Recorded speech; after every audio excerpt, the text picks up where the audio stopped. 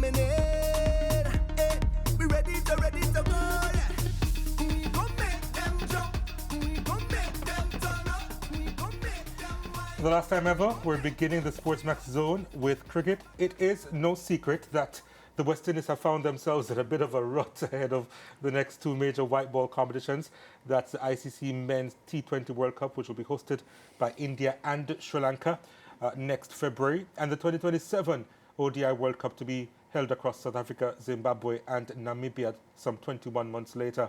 The Caribbean side has also had a poor start to the current cycle of the World Test Championship, so far losing both games to Australia in their ongoing three-match series. On the women's front, the Caribbean side failed to qualify for the ODI World Cup slated to be held later this year and will remain inactive until 2026. Since we won't be here to provide you with analysis, we've decided to bring in the big guns to pinpoint areas the region's international teams can target to change their fortunes. It may be a long discussion or it may be a short one, right? So for one final chat on the zone, we welcome the captain, Fazir Mohammed, and our prediction guru, that must be a typo, Nikhil Uttamchandani. Welcome to... Sorry, Nikhil.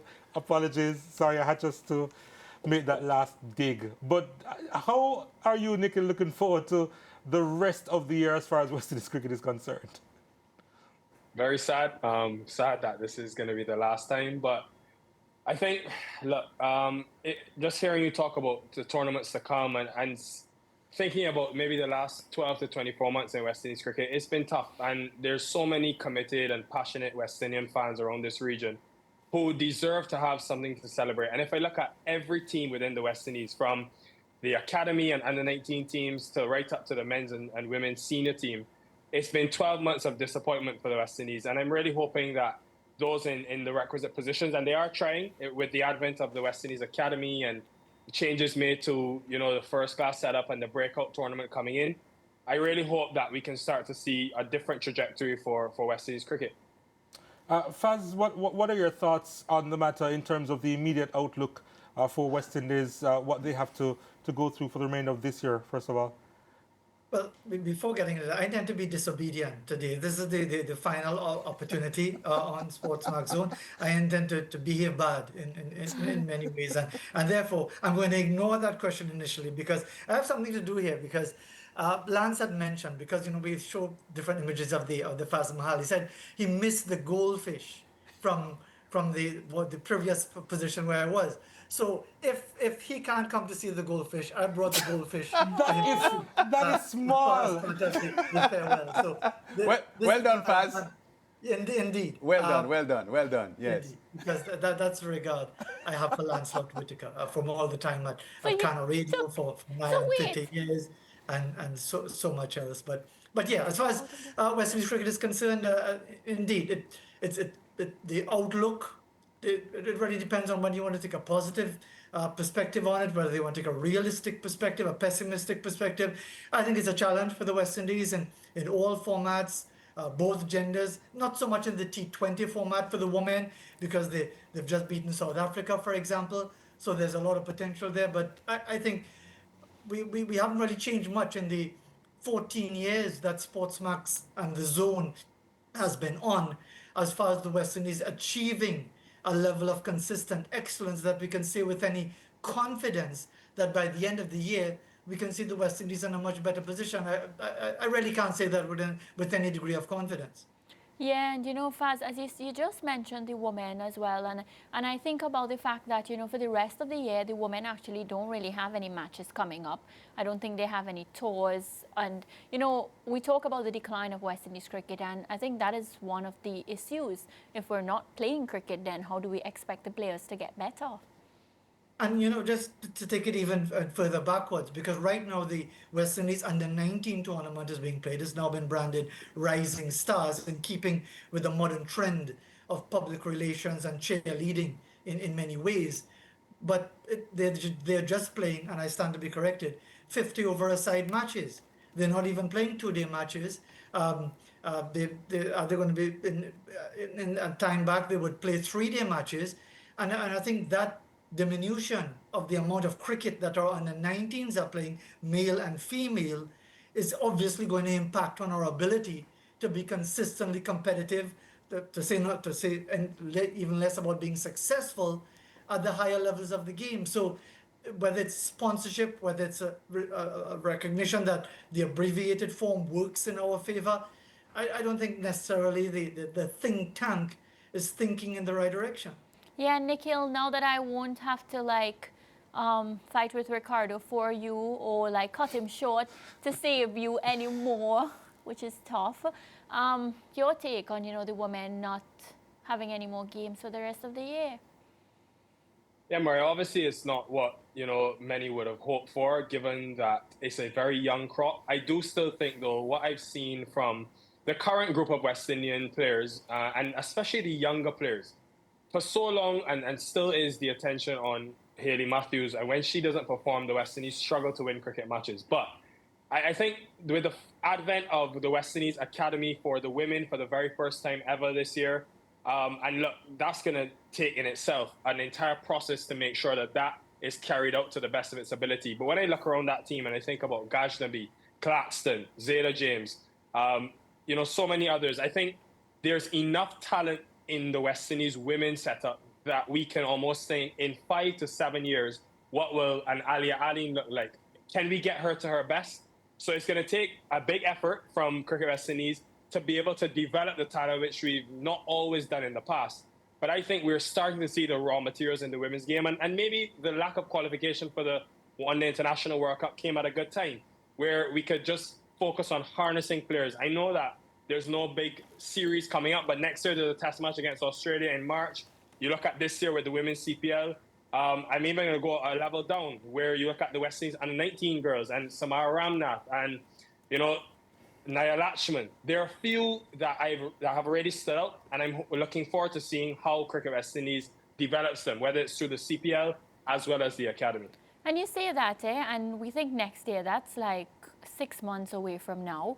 And I say to myself, like, fitness has always been an issue when we talk about West Indies women. Their fitness and, their attentiveness, their fielding, all these different things.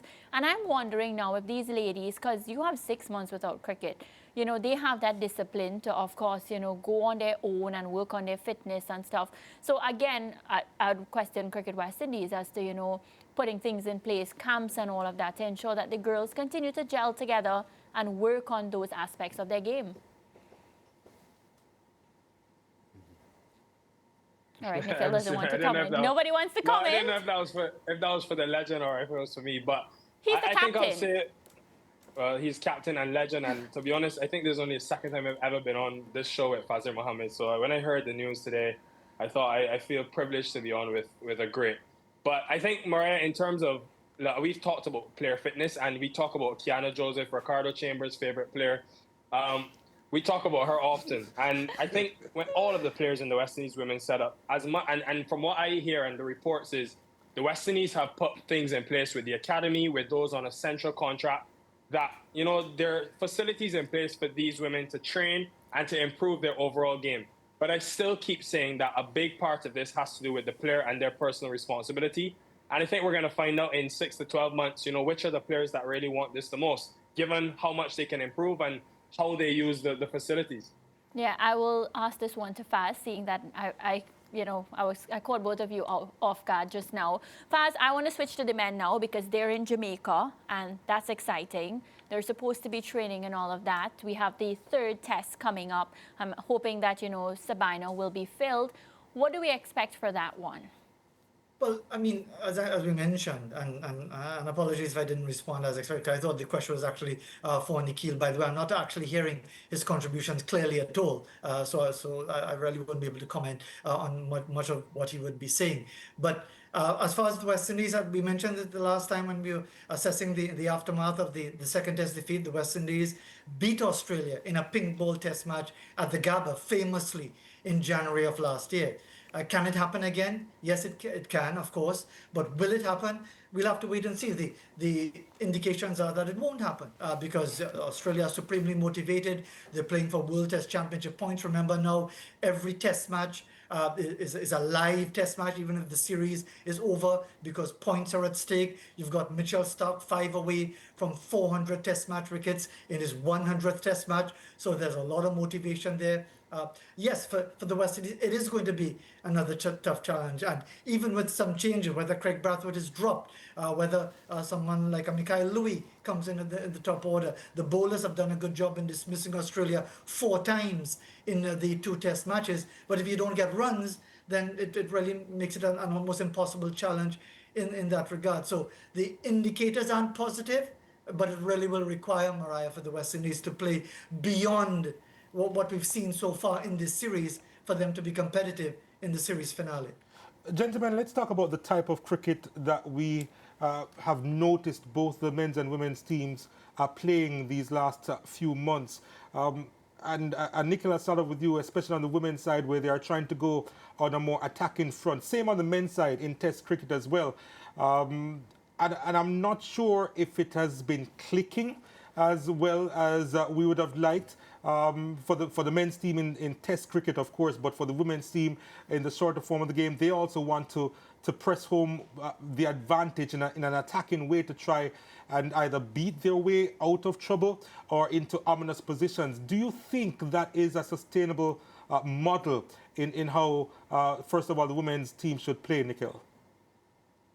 It can be sustainable, but you have to have players with the skill, with the requisite skill to be able to execute.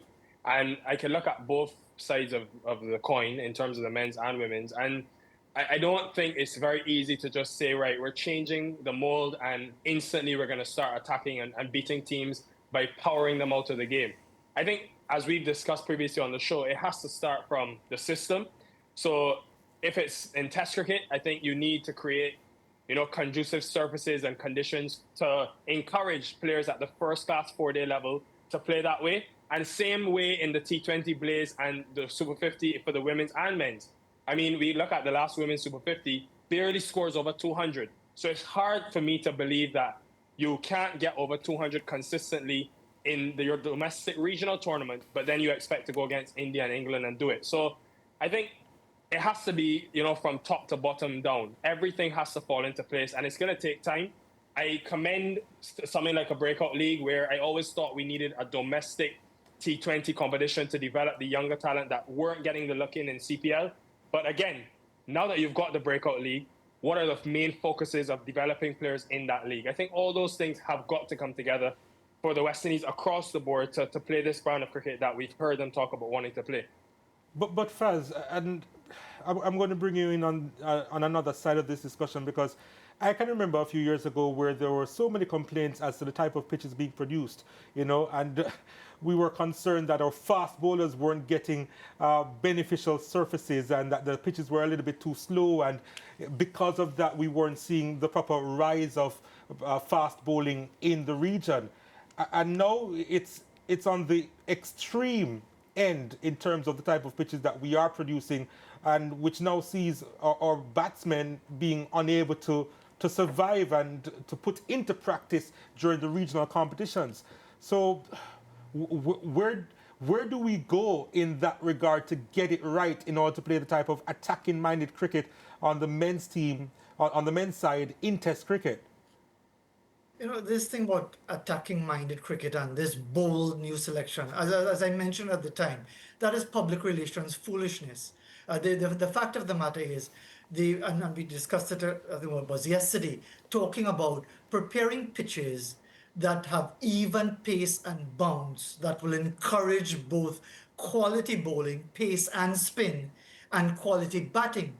And I don't see that as an impossible task. Yes, from the first 2 test matches, the pitches have been weighted in favor of the bowlers, and indeed the Australians have described it as interesting cricket. They've actually, I think Alex Carey described it as enjoyable to be battling through to get runs, because you value runs in those circumstances. But I think we would be deluding ourselves to think that if we were to prepare batting-friendly surfaces, that automatically our batsmen would do a lot better, because history and the evidence of history tells us otherwise, with all of the scores and the results and the losses and so on. So it's a complicated situation that goes back to the roots of our cricket. But again, there seems to be so much preoccupation with public relations and gimmickry, rather than just the simple nuts and bolts of the health and welfare of the game.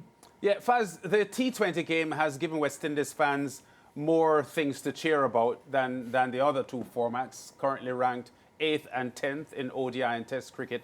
So the T20 world ranking is currently 6th, but in the past year they had risen to number 3, but dropping now to 3. How do you see the immediate future of this T20 team building, especially with the advent of Nicholas Pooran leaving international cricket? Well, as I've said before, and I know I will be at odds with your own opinion, Nicholas Pooran's numbers playing for the West Indies in World Cups suggest that his absence makes no difference. And therefore, as far as we move forward, it's really up to these players, whoever they may be, whether it's a shake-up once again, a lot of consternation about the removal of Rovman Powell as captain, but the West Indies had lost 7 of 8 T20 internationals towards the end of 2024. So there are many different variables there, Lance, but I think no one can question, as far as the ability of West Indies cricketers to play the shortest format, to be much more competitive, which actually has a downside, because it attracts the majority of players towards that format, because it's very lucrative on the franchise circuit, to the detriment of 50 overs and Test match cricket as well. So I think it's pretty much the same as with the other formats, Lance, in that it really depends on which West Indies team turns up on any given day, whether you'll actually believe that the team can prevail. And again, the acid test is always a world tournament, which comes up next year, and we'll really have to see, come India, if the West Indies can get their act together to be a competitive force once again in this format. Yeah, and Nikhil, you cover a lot of T20 cricket, and Faz just addressed the declining fortunes of the team. They've won just 3 of their last 14 T20s, I think. Your thoughts on the T20 program and how coach Darren Sammy can get better results from the team? I think, Lance, and I'm fully expecting to see a difference in these next couple of series, especially coming up in the near future, Australia and Pakistan. I think intelligence is the big thing for me. Look, when I think about West Indies cricket and T20 cricket, the World Cups that they won, that brute force and power, next to none. I mean, for a region of such small population, when it comes to just having the raw materials and as far as says, producing the ability, I think we are right up there. But now with technology and with improved facilities and teams catching up to the West Indies, they're getting beaten by teams outsmarting them. And look at the England series, the areas in which England scored all around the ground, whereas the West Indies are still with the traditional beat. That's a small example, but I just hope that, as Darren Sammy, and I know he will, if I know anything about Darren Sammy, is he's going to fight back. And he will be on them to be different and be better, but I think they need to be smarter. And look, I think what I've seen from cricket in the West Indies in the past 6 months, as much disappointment as there's been, people want the West Indies to do well, especially the younger population. And it's going to be an ongoing battle, as it is with many different international countries, where there's a franchise circuit and there's an international circuit. And we're already seeing some flexibility there. I expect more players to deny contracts. But I think when I think back to when the West Indies were at their best, 2012 to 2016, that golden era, no matter what happened behind the scenes, when that 11 players went onto the field, there was uniformity and there was just a togetherness. And I really hope that Darren Sammy can find that again, because I think that's going to be the only way. Being smarter and being uniform, that's going to be the only way that they have a chance to compete and win the next T20 World Cup. Nikhil, we're going to have to leave it here, but thanks to you as well as Fazir. Just a final thoughts on both of you. Fazir, you have been simply amazing and a legend for me personally. When I started in this business, I had the pleasure of actually seeing you do live commentary at Sabina Park, and that really pushed me to being the journalist and commentator that I am today. And you have set a very high standard. Nikhil, I'm especially proud of you. for what you are doing in the space, especially in the social media space as well. And I know that you'll be going really far. And it has been an absolute pleasure and a privilege sharing the space with the both of you talking cricket. You're making me cry. Guys. Well, let me leave it to Nikhil to say his final piece. Yeah, I want to say, first of all, wow, I don't even know where to start. I never thought this day would come, but first of all, to SportsMax for giving an 18-year-old 4 years ago a chance that many people turned down. I mean, SportsMax has given me so much, and I think there's not a amount of words I could say. Especially, I want to thank Ricardo Chambers, who was the first producer to reach out to me, someone who I enjoy, who hosts the show for years, and someone who I thoroughly enjoy learning from. Lance Whitaker and Fazir Mohammed, two stalwarts of the cricket media industry that have inspired me to do what I do now today and pave a pathway. And then, of course, people like Mariah and Donald, who host the show and I think have the toughest job because of the balance they have to create and set the story up for so many. And I also want to give a special thank you to Gerard Morrisili and Monique Layla, who I've worked with as producers for the last couple of years, have always believed in me. And look, everybody behind the scenes at SportsMax, we are just faces, but I got the chance to come to Jamaica and see the production, and without you guys, man, this would be nothing. And obviously the viewers as well, who SportsMax has gone from regional to global. Everywhere I go around the world now, people are telling me, we heard you talking about this. I think SportsMax has brought an interest back in regional sports, and it's going to be a huge loss for me, but I think for West Indies, everything, that there's no more SportsMax. Long may the legacy live. And my own final words, together with my goldfish, I should add, on behalf of Lance especially, is that it's been a privilege to be given this platform to express perspectives on West Indies cricket particularly, and even broader issues in general. But also, I mean, Donald, you talk about the legendary. I think you're across the desk from the real legend in Lancelot Whitaker for all the time that he's been in the media and his commitment to the Caribbean and his real dedication to the Caribbean. All I can say in saying my farewells and wishing all of you, those in the control room and everyone associated with the work of putting this program together, to wish you all the best and hope that you can move on to even brighter things. All I can say is that those in sporting administration in the region and their assorted lackeys will be getting their balloons and horns in celebration of the end of one more stream of independent thought and unbiased perspectives, which I think is in serious danger, not just in sport, but generally. But because we're talking sport, it's in serious danger here in the Caribbean, because it seems that this sort of perspective is running out of room. And I want to thank SportsMax and all associated with it for allowing me the opportunity to express my views. Thank you very much, and all the best to everyone. Well, thanks, Faz. In the words of Michael Jordan, break.